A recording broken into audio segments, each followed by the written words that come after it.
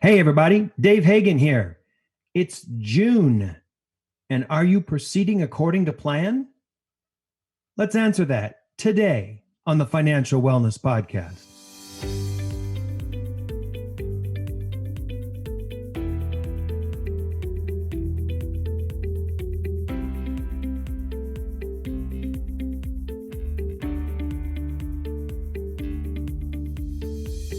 Welcome to the Financial Wellness Podcast, Dave's weekly message to keep you on your path to the financial success. Here is your host, financial problem solver and talk show host, Dave Hagan. Hello, everybody, and welcome to episode 420 of the Financial Wellness Podcast. Nick is still away studying for the bar. And hey, look, it's Brian Reed.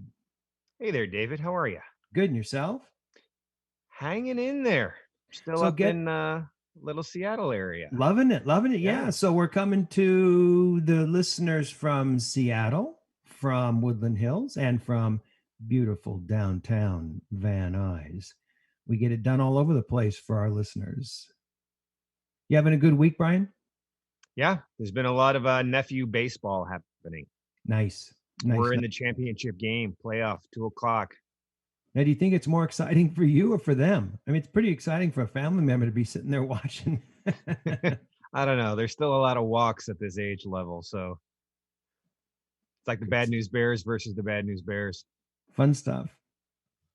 So, Brian, check this out. This is episode 420. I have no idea what that means, David. What are you implying?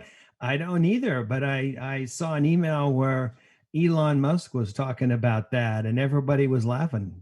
Doesn't that get us a big laugh? Episode 420. All right.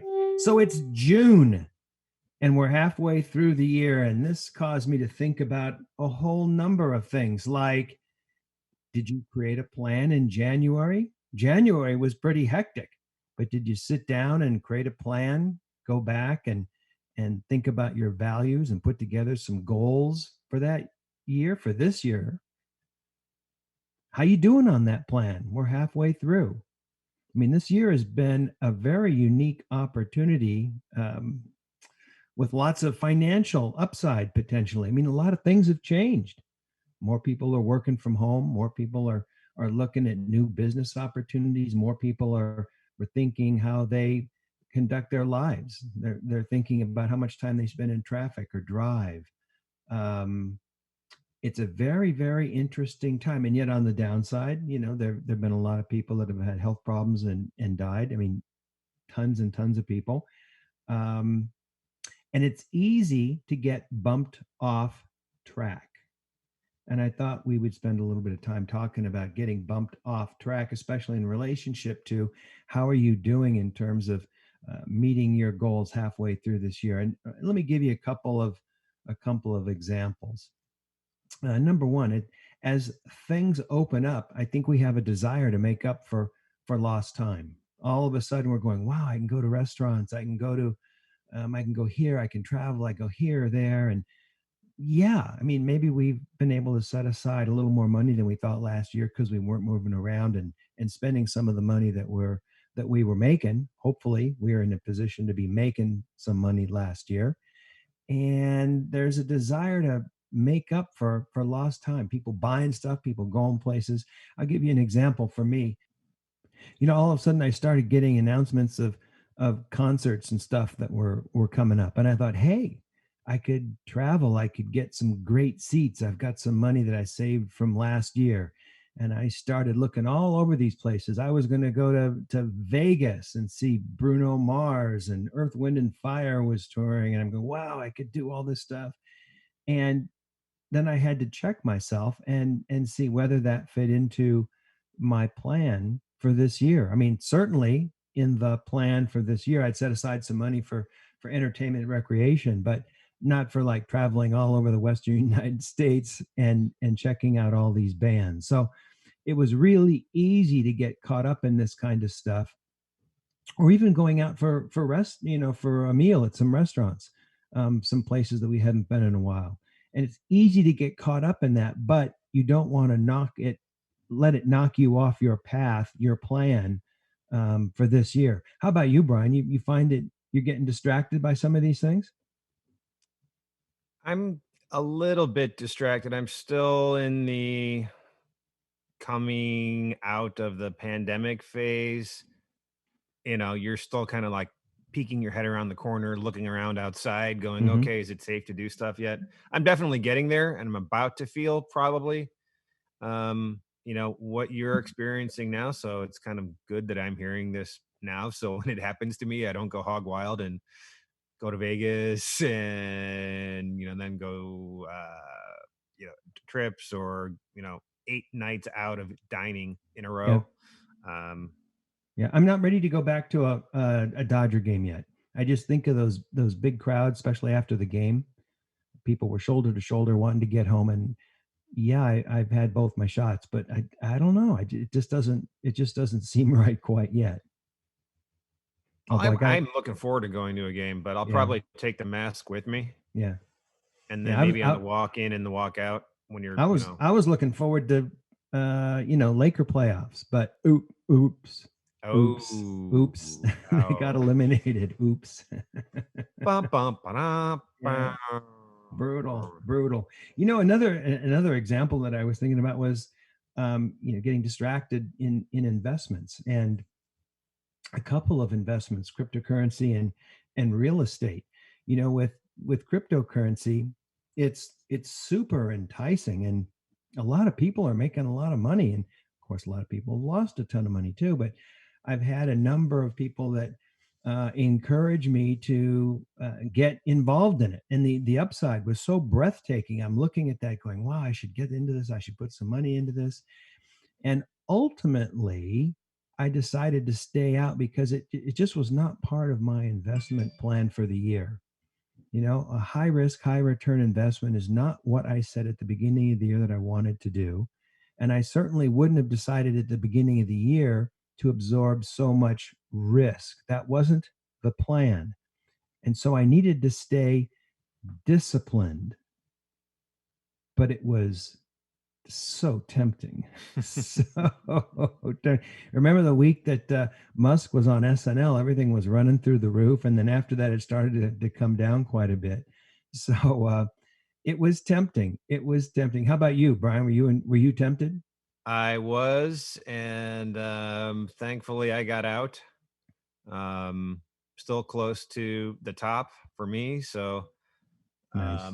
I initially was regretting the decision because there was an initial drop and then a slight recovery, Mm-hmm. actually a pretty decent recovery, and then the real bottom dropped out. Mm-hmm. So I had gotten out at that first downturn, then it recovered, and I was lamenting, "Oh no, what did I do?" It's a brutal ride, but then the bottom fell out, and I was like, "You know what? I'm gonna take my winnings and go. Thank you Right. very much." Take the chips off the table and walk away. Exactly. Because the longer you sit there, it's like gambling. The longer you sit there, the more likelihood that you'll lose there is. And if you can time it, you're never going to time it perfectly, but if you can time it where you got a nice chunk of appreciation, Take it and don't be greedy. and that's part of your plan, well, then that's a good thing. I had someone encourage me to put some money, just a small little piece of money in crypto for entertainment, and I just decided ultimately not to do that because I didn't need that kind of a daily distraction. I wanted to focus on the big picture, the big goals, the things that I wanted to accomplish this year, and just not get that distracted. If I wanted to, get some entertainment, I guess I'd go buy a lottery ticket or go to Vegas or something, but it just wasn't part of my plan this year. So yeah, I passed. But interestingly enough, Brian, would it have been investing or gambling? And we've talked about this with Nick on the show. We've talked about this many, many times. Would it have been investing or gambling? You think this cryptocurrency was one or the other? What's your perspective on that? We still don't know what's going to happen with this, with all of these cryptocurrencies. Mm-hmm. So I'm calling it investing. As Investing. long as you're doing it it's investing. If you're throwing $100 in on something that you've done a little research on and you go, you know what? I got a better chance of a return on this than I do on the lottery. Yeah. People are talking about it as, crypto is like long-term lottery. It's a better value because you get your check every day, not just Wednesday or not just Friday. Yeah. Although, there's a tax angle to this too, and I don't want to give out accounting advice, but I'm told if people are buying or selling, or if you don't hold it for a long enough period of time, you're taxed at ordinary income rates, or can be taxed at a higher rate than if you hold it for some period of time, like a year when it's a capital gain. So that's something I don't think people have completely penciled out or thought about yet, either. I have. You have? Well, of course you I have. calculate my total investment or my total return. Everything with me is after taxes. Smart way. Smart way to look at it. Yeah. And then you pay quarterly or do whatever the things that you need to do to stay good with your uncle, and everybody's happy. Mm-hmm. Yeah. Another investment category, real estate. Oh my goodness. I think across the country, but especially here in SoCal, the real estate market is crazy. Real estate's gone up 10 to 20% here in California in just the last year. And it's so tempting to want to jump on board, especially with properties that are, 500, 600, $1 million. 10 or 20% increase that's a really, really nice chunk of change. That'll really get you on your way to being financially independent. What is that? Oh, we're going to talk about that next week, but let's focus on this. Uh, but real estate's really hard to get out of. It's a very illiquid investment, and when things start to go south, it's really hard to jump off that train. And it's hard to get into real estate too. It takes a lot of work. There are a lot of listings here in our area where they were getting 7, 8, 9, 10 offers, some of them all cash, people walking around with $1 million cash in their pocket, buying real estate and hoping that it would appreciate. So it can be very attractive. It can be very tempting, but ultimately, we decided to stay out of it, but it was tempting. It was tempting. We stayed with our overall goal of just being invested in a diverse group of blue chip companies through various vehicles, including ETFs. And I know that's kind of boring. And I know that's not always exciting. And there's no crypto involved, and there's no real estate involved. But it was right for us. Is it right for everybody? No, it's not. But it was right for us. So the takeaway from this is, hey, stay on track and don't get distracted by that shiny bauble. And bear in mind, I'm a bauble kind of guy. I tend to get distracted and stuff like that. And we decided, or we focused, or struggled, if you will, to try and stay on track. How about you, Brian? I'm again, like I said, I'm a little bit slower, I think, than everybody else coming out of the bubble. But I was thinking about this, Dave. I think people probably have, they've probably done some reallocation of their funds and from entertainment to say food. Kind of maybe I've wondered if people have gotten used to a lifestyle of ordering via DoorDash. Yep. Or ordering out more, takeout, or delivery more. During the pandemic. So now they're used to we order out 3 nights a week. No, now we're going to go back to ordering out 1 night a week, and we shift those funds back from the increased food back over to entertainment. Don't go back to your normal entertainment and keep going with the same level of, I'm eating out 3 nights a week. You had to before because of the pandemic. You were ordering out, you were ordering DoorDash, you were doing something like that, but you were saving money because you weren't spending it on entertainment. Yeah. Now, if you're going to go back to your same entertainment levels, you got to go back and restructure your dining habits back to what they were beforehand. Yeah. You know what I noticed? We have really upped our game in terms of our cooking skills and what we eat and the way we prepare it. And I really didn't notice this because it was gradual over time, over the last year and a half. But we have really learned new and different ways to cook new and different kinds of food and I'm really sorry, get Dave. I thought I heard you say we. well, my wife and I both, right? What? No, I mean your wife, maybe, not No, you. no, no, no. It's a thing. I mean, we cook separately, we cook together. Um, Oh. but we've really learned some good stuff. In fact, maybe I should put on the up on the website my recipe for citrus glazed salmon. Ooh. All I can say is it involves citrus and salt and brown sugar. Killer stuff. And I just bumped into a video and hey, let's try it out. We learned how to do that. So we've really upped those skills, and that really wasn't a goal. I mean, it's not something we really aspired to do. It. I think it just kind of happened because a lot of nights it's like, well, there's no place to go out. We can either have something delivered or we can go get something and make it. So I don't know. It's been an interesting year, a really interesting year. So to all of the listeners, go back to your goals, touch back to your values, and see whether you've achieved approximately half of them.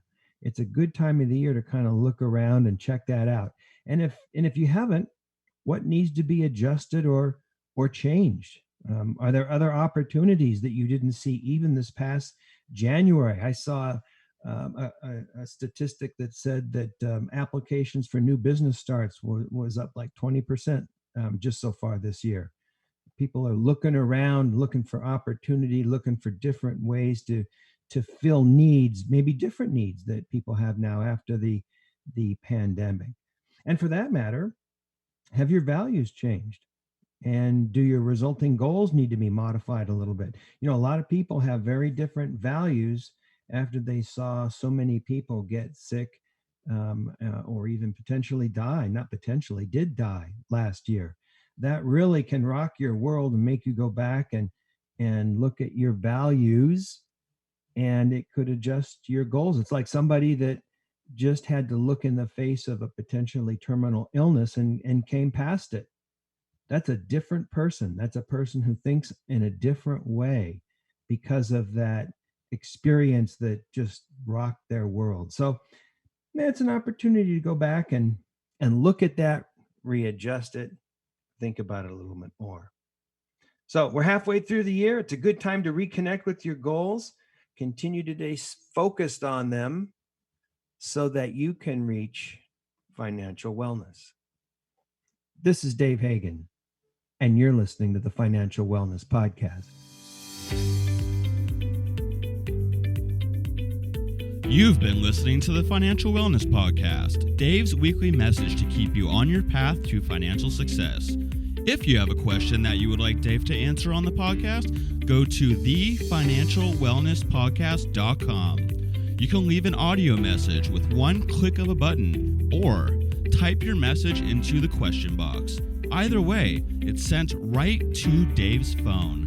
Don't forget to subscribe to the podcast so you receive the new episode notifications. Let's listen in now as Dave answers some emails.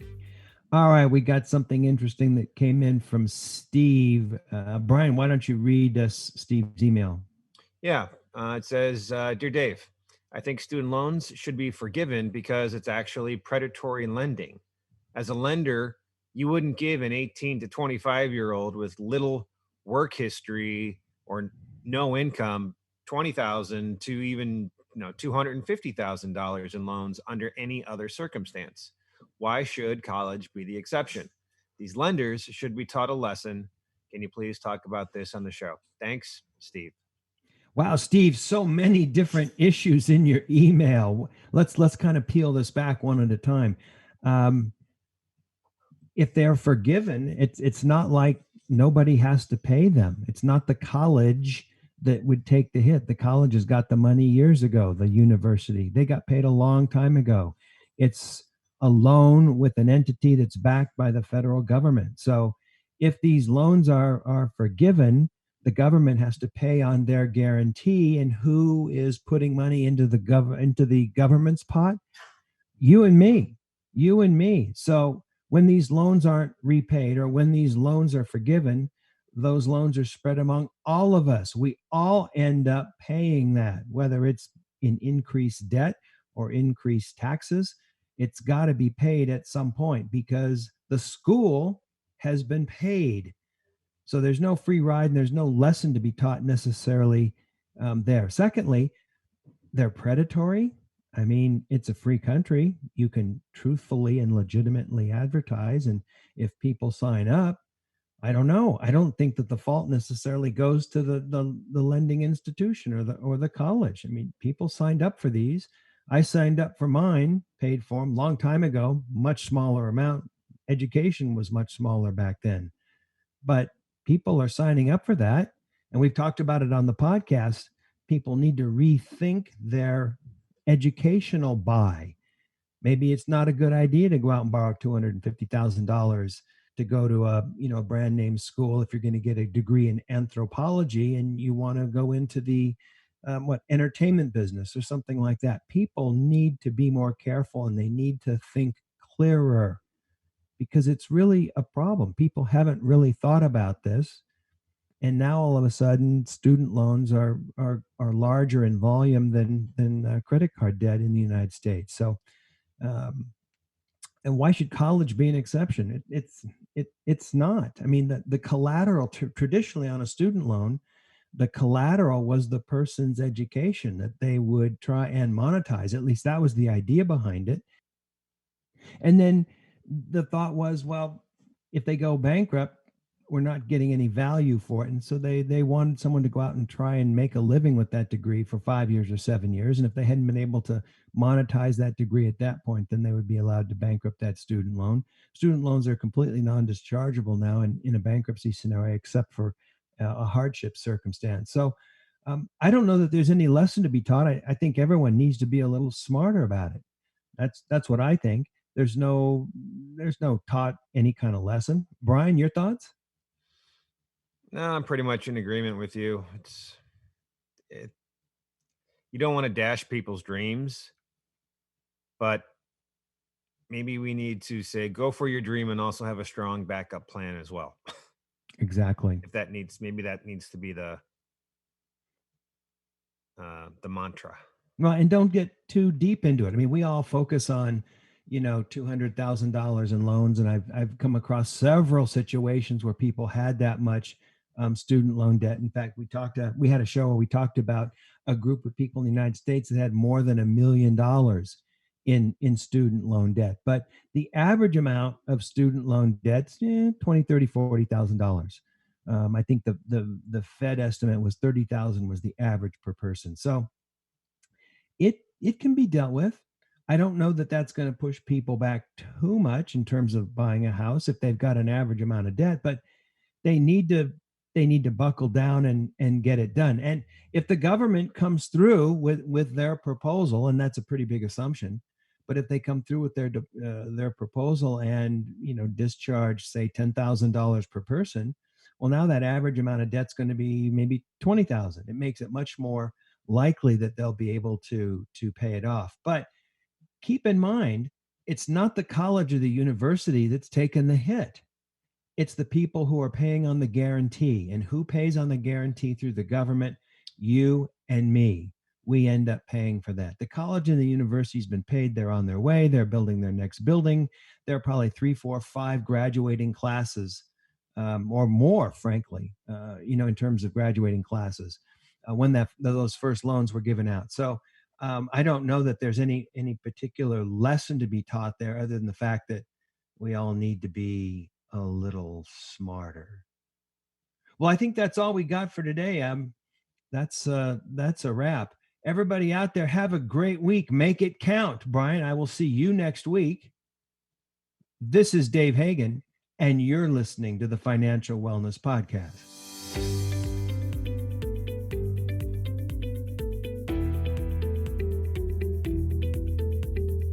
You've been listening to the Financial Wellness Podcast, Dave's weekly message to keep you on your path to financial success. If you have a question that you would like Dave to answer on the podcast, go to thefinancialwellnesspodcast.com. You can leave an audio message with one click of a button, or type your message into the question box. Either way, it's sent right to Dave's phone. Remember, Dave will randomly draw from the submitted questions and pick the winner of a free 1-hour personal conversation with Dave to help you achieve your financial goals. Don't forget to subscribe to the podcast so you receive the new episode notifications, or share the podcast via the app with your family and friends. This is your announcer, Nick Appel, wishing you every financial success.